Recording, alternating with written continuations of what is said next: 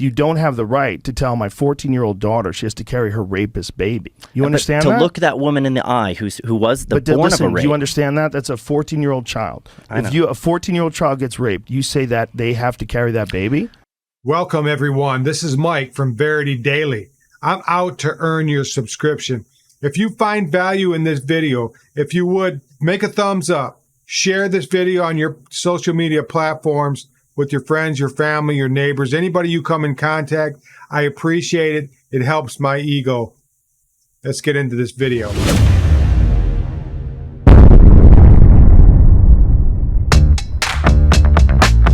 Okay, folks, look, on this video, we're going to be discussing two different narratives, if you want to call it that.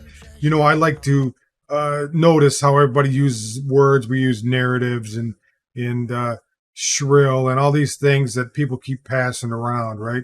So what I did was I took the same video and I put it from CNN and then focused on the full clip at the end, and we'll talk about being the judge through it and at the end. So first of all, we're going to go through what CNN placed on it, and then what the end of the video came out to be. So if you're following me, so let's jump into that. But I will say there are people who have been born of rape and are alive right now and are pro-life, and they go around speaking, talking about how I had a right to live, and they will go out there and make an argument, a pro-life case, and they're born of a rape. You don't have a right to tell a 14-year-old girl she has to carry a rapist baby. I'm just saying that. I'm just saying that's real too. Yeah, I understand. I understand what you're saying. Do you understand what I'm saying? Like, you don't have the right to tell my 14-year-old daughter she has to carry her rapist baby. You understand that? To look that woman in the eye who was the born of a rape. Do you understand that? That's a 14-year-old child. If a 14-year-old child gets raped, you say that they have to carry that baby? I don't think two wrongs make a right. I don't think murder. I don't think murder is an answer to. I don't think murder fixes a rape. What we did was I played the clip that was on CNN website. Okay, and you can see that they actually placed the information that they wanted you to hear on their website. Now, it's not that that wasn't part of the whole clip. It was just clipped, okay? It was cut off where they wanted their narrative to be, okay?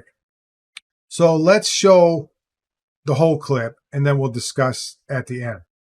You can't. Okay, now we're jumping into the very moment. I would lay it out like full this. Video. I would say, it is wrong to intentionally kill an innocent human life. Abortion intentionally kills an innocent human life. Therefore, abortion is wrong. And I don't think any of the examples of like, oh well, how developed is it? You know, can it think? Is it conscious? Can it dream? Can it feel pain? So for you, it's the moment of conception. I think that if it's a human life, a distinct human life, then I think it's wrong to end its life.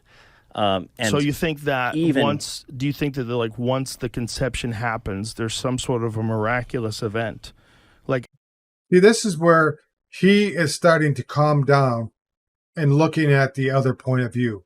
Okay, so once you see the other side, from your side, you could start rationalizing, understanding how the other person feels. At the very moment. Like, you could literally get to the point where the sperm cracks the egg. If you could scoop that egg out right there, would that be abortion? Well, I mean, at some point you're going to have to say there was a magic moment that happened, because you believe that we eventually become valuable humans, right? Well, listen, where's the moment where you think the magic happened? When we start talking about harmful misinformation and the types of things that are considered, like that I say or that we tweet or the jokes that we make that are considered harmful misinformation, I'm like, well, what about calling that baby a clump of cells? I think that's harmful misinformation, because then you're encouraging people to kill it like it's nothing when it's actually a human life. It's a developing human life. I think abortion is healthcare the way that rape is lovemaking. If we want to use rape as an example, I think they're opposites, and it's like these are euphemisms that we use. You know, we use the word healthcare. We're talking about a procedure that ends an innocent human life, and we're calling it healthcare. That's like calling rape lovemaking. And this is why it's such a human issue, because I see what you're saying. See, now he listened to him long enough without pushing his point, And Joe Rogan admitted that he understands what he's saying. It's a human life. Life is valuable. Like, yes, and people almost were the victims of abortion, and they weren't. They went on to people, and we would have lost them. Sometimes it's a fake. So you see where this is going. I don't. When you have a full argument, not an argument, a discussion, you need to hear it all the way out, not just pick and cherry pick what points you want. And that goes for both ways. A lot of times you don't listen to one side or the other because you have this wall set up that nothing else is going to get through there other than what you're going to listen to, right? Now, truth is, this is the way I define, picture, not define, but actually picture truth. Okay, so if I told you that my name was Mike and you called me Mike for as long as you knew me, say we were growing up our whole life, we got into adulthood, and you always called me Mike. And then one day I told you, my name is not Mike, you can start calling me Phil Cleveland. Okay. And you would look at, but I can't call you Phil Cleveland because that's not the truth. Your name is Mike. No, I want to be called Phil Cleveland because that's who I am. And you're saying, no, you're Mike. You've always been Mike. It's on your birth certificate. That's your name. You didn't get your name legally changed. You are Mike, not Phil Cleveland. So you understand where I'm going with this? Is that the absolute truth is my name is Mike. But though I'm trying to tell you that my name is Phil Cleveland, you don't believe it because you know the absolute truth. You have a substance. You see what you have a history. Okay.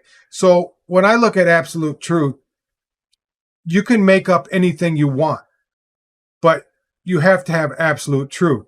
So like the sky is blue, and then you could say, well, it's green. No, it's not. And you get enough people to say it's green, then it's green, and we change the whole color spectrum that the sky is green and it's actually blue, but everybody knows it's blue. It's almost like the whole argument with it's like the whole argument with the Emperor's New Clothes. You know what I mean? Coming out there and say, hey, how you like my clothes? Everybody's looking at them. Hey, you're butt naked. You're out there showing everybody what.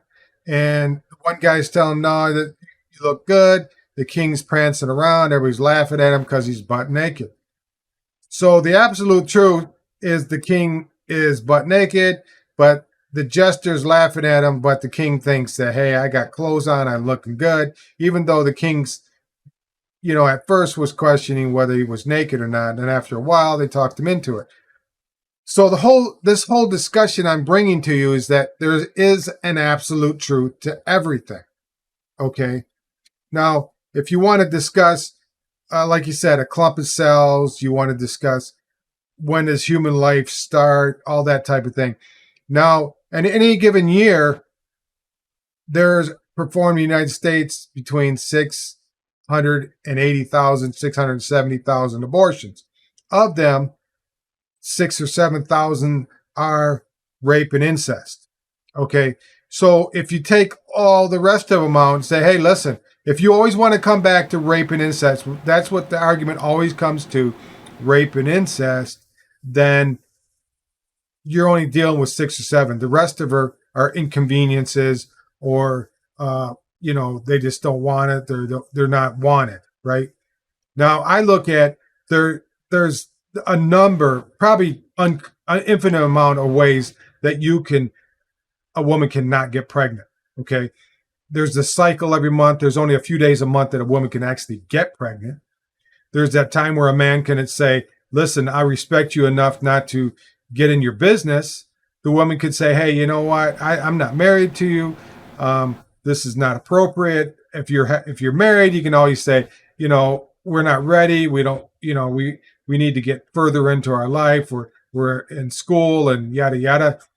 We need to have a home and get everything situated before we have children. There's a lot of ways that you can say, listen, now is not the time.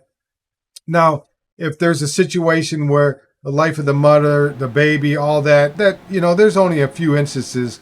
I don't care. Give it a number, right? But it's not 680,000. And I think the rest of it is where you define the human life. If a clump of cells is alive and it's moving around, it's alive. So what is it?